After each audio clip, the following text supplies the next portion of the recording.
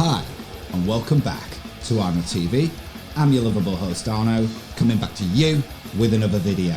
So, I see we've seen the latest video from the world's self-appointed leader, Klaus Schwab, has come out and put out a video, hasn't he, over at the World Economic Forum, ahead of their annual shindig that goes ahead in Davos every year. So I'll tell you what we're going to do. We're going to go have a look and just have a little look and see what the world-appointed leader has got to say for himself. Okay, so what we're going to do is we're going to go over to the internet and I'm going to turn the music down and we're going to have a little listen to what Schwab and his acolytes over at the World Economic Forum have to say about the forthcoming year and what their plans are, you know, at their annual shindig in Davos each year, where they tell the world what's going to happen, basically. So let's have a listen at what Mr. Schwab has got to say for himself, and then we're going to come back and we're going to talk about it. 2021 will be crucial. It will be a pivotal year for the future of humankind. It will be crucial because we have to continue to fight the virus, but we have to move out of the pandemic and we have to create sound economic growth, which is more resilient, more inclusive, and more sustainable. But what we have to do above all is to restore trust in our world. Trust is needed. Trust in our world? Trust in our world? With this lot running it? Is this guy having a laugh? I mean, unbelievable. I'm sorry, I just had to say that, but I mean, you know, unbelievable. Order to overcome the crisis, but trust is needed as a base to have a future-oriented mind and to construct the world for tomorrow. There are two requirements for restoring trust. First, we have to substantially reinforce global cooperation again. And second, we have to engage all stakeholders into the solution of the problems we face. And here we have to engage particularly business. For this reason, I'm so happy to say that, like in the previous year, the global leadership from all walks of life is coming together in the forthcoming Davos Agenda Week. What we do is we launch a process to build the future. The first step is the Davos Agenda Week, starting next Monday. And the purpose of this week is to take stock, to look at the state of the world, to exchange visions and ideas, and to show directions. But then, late May, we will have the first in-person global summit taking place in Singapore. But we also have all our task forces, multiple task forces, which have met over 300 times in the last months. And also we organized 2 preparatory summits for this Davos Agenda Week. We have defined 5 policy areas, and of course they are all interconnected. First, driving responsible industry transformation. Business finally is moving to accept the stakeholder principle. And we will publish at the beginning of next week a book on stakeholder capitalism. And the subtitle is A Global Economy That Works for Progress, People, and the Planet. The second policy area which we will address is enhancing global stewardship. And here we will focus, particularly also in view COP26, on the climate crisis and on moving to a carbon-free, carbon-zero world. The third area is designing fair economic and social systems. And here, one of the gravity centers of our efforts is, of course, the future of jobs, how to create decent livelihoods for everybody. The fourth area is technologies for good, and the fifth is global cooperation. How can we create a multilateral system which is more inclusive, which is adapted to the needs of the 21st century? I would call it the multilateral system 4.0. In summary, 2021 is a decisive year to recreate trust, but trust requires progress in addressing all the challenges we are confronted with. The forum as a public-private platform to catalyze and also to facilitate and to advance this process in fighting COVID and shaping a more peaceful and prosperous post-corona era is putting all its efforts behind making this process consisting of the Davos Agenda Week, our task forces, and Singapore a success. Thank you. Klaus, thank you very much. Unbelievable, unbelievable. I mean, it's like watching a Bond villain, isn't it? I mean, does it make you feel safe, Mr. Schwab, that, you know, the self-appointed world leader? I mean, it's just unbelievable that we're dealing with these kind of people, okay? He's just sat there telling you what their plans are for everybody, okay? He keeps talking about, you know, more inclusive and more sustainable. Who is he talking about? He's talking about the 1,000 richest companies in the world that he represents, and they all see themselves as global stakeholders. I mean, for God's sake, he's got a book now. You know, his last year literary treat was COVID-19, The Great Reset. This year, stakeholder capitalism. I mean, these people want capitalism that runs just for them. Okay, that's what they're talking about when they're talking about more inclusive and more sustainable for them. That's what these people are doing. Okay, they're pushing their fourth industrial revolution and the Great Reset, and as part of all that, what does it say in the fourth industrial revolution? Any business models that don't line up with the business models of the fourth industrial revolution, i.e. everything being digitized, then it's got to come in line with that. And it's as simple as that. And what did he say? It's now, that we saw businesses coming into line with global stakeholders, needs and how things must work. I mean, who is this person?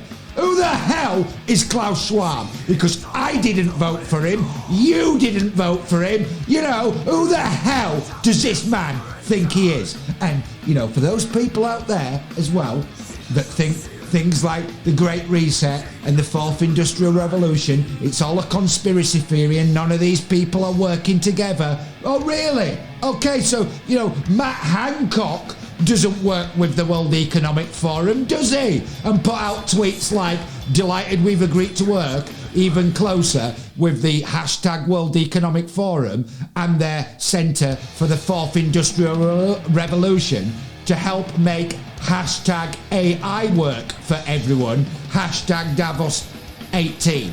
Okay, so this is the tweets that Hancock was putting out 3 years ago, and I'll tell you what else is quite, for all those people out there that think things aren't connected, okay, is it a coincidence that this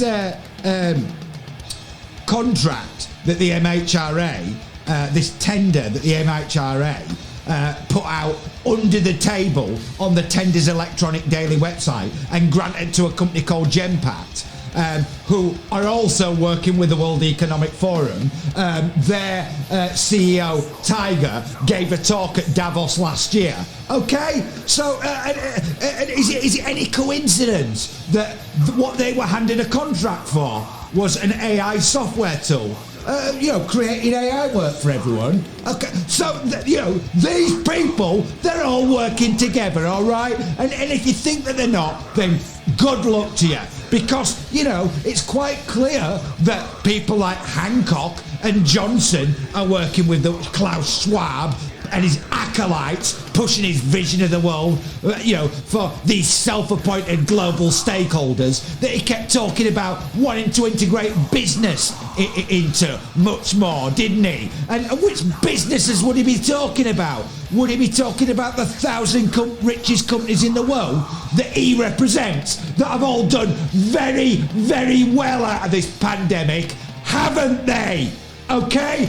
Anybody that thinks that these people are all not working together, good luck to you, because, it's quite obvious that they are.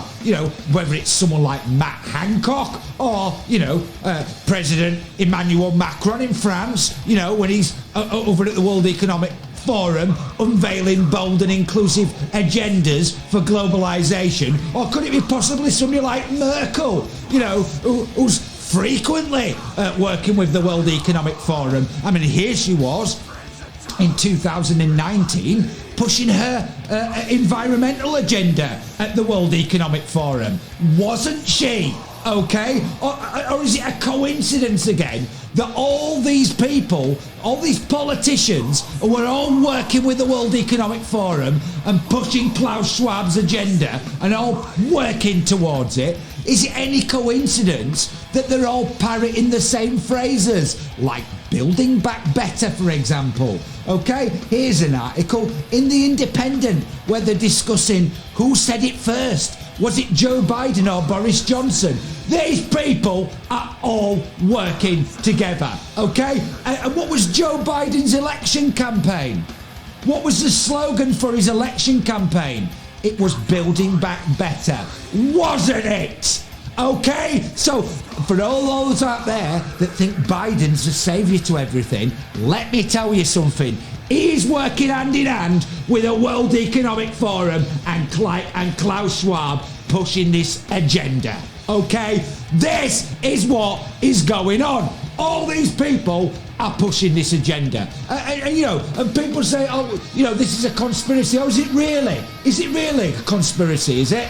Because, if you go over to the World Economic Forum's website and look at what they're saying about the Great Reset, it's very interesting because they look upon the pandemic, by the way, as an opportunity. They look upon this as an opportunity. And what do they say about that? As we enter, these are their words, not mine, as we enter a unique window of opportunity to shape the recovery, this initiative will offer insights to help inform all those determining the future state of global relations, the direction of national economies, the priorities of societies, the nature of business models, and the management of a global commons. What do you think they mean by that? The management of a global commons, okay? They're talking about one world government, okay? And they see themselves as one of these global stakeholders, but not only that, they see themselves as the organisation that's in charge of it all, okay? That is what they're talking about. This is on their own website. It's not me that's saying things like this. It is them, Schwab and his acolytes, pushing their Great Reset and their fourth industrial revolution. And it doesn't matter what words they want to use to dress this up. It's one world government that these people are talking about and pushing. And they are using, in their own words, they see this pandemic as an opportunity to push this agenda through. And it's about time that people started realising that all these people are working together and they are all pushing this agenda. Okay, so you can sit there and pretend that none of this is happening if you want, and good luck to you. If you want to do that, that is up to you, and you've got every right to do that if that's what you want to do. But if you want to sit there and pretend that it's not happening, like I said, it's up to you, because that is what the media are doing. The media don't point any of this stuff out, do they? They don't point out that, these people are pushing this agenda, okay? What they do is they completely ignore it, even though the World Economic Forum put all this information out in the open. For God's sake, they put out books, podcasts, everything, and it's all there in the open coming from them. But the media, if anybody points that out, suddenly they're a nutcase, or it's a conspiracy theory. Do you seriously think that all these kind of things are a coincidence? Okay? Do you think these people are not working together? I'm telling you now, these people are all working together to push this agenda. And this pandemic has been perfect for these people, because they have used this and are using it to pass draconian laws all over Europe, okay? It's no coincidence that all these draconian measures and laws all went down virtually all at the same time all over Europe. And when I've told you that these people are working together, I'm not kidding. And when I've said that people such as the likes of Hancock and Johnson and Patel and Gove and Starmer and Sturgeon and Drakeford need to be dragged into Parliament and need to answer a serious number of questions about a great number of things that these people are not only involved in, are actively pushing. Okay, so this is where we're at with these group of people. And when I've told you before that these people are all working together, this is exactly what I'm talking about. They're all working together. Now, as we heard Mr. Schwab, Uncle Klaus say, this year's meeting was going to be a virtual one. They're all going to be there. They're all going to be on this virtual meeting, So, you can either choose to believe that none of these people are working together, or you can accept the reality that they are, okay? And they're all pushing this agenda, and Klaus Schwab is there with his new book to push the agenda for this year, which is stakeholder capitalism. And what do you think that means? It means capitalism that's run for the benefit of them lot, okay? And it's as simple as that, and there's no doubts about it, okay? So this is where we're at with this disgusting group of people in January 2021, okay? And this is where we're at with these people.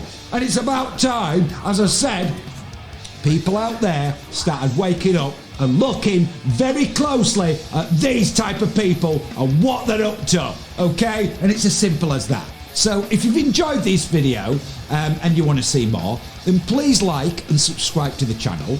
And once you do, please ring the notification bell so I can inform you guys of more videos or live streams that I'm going to be putting out.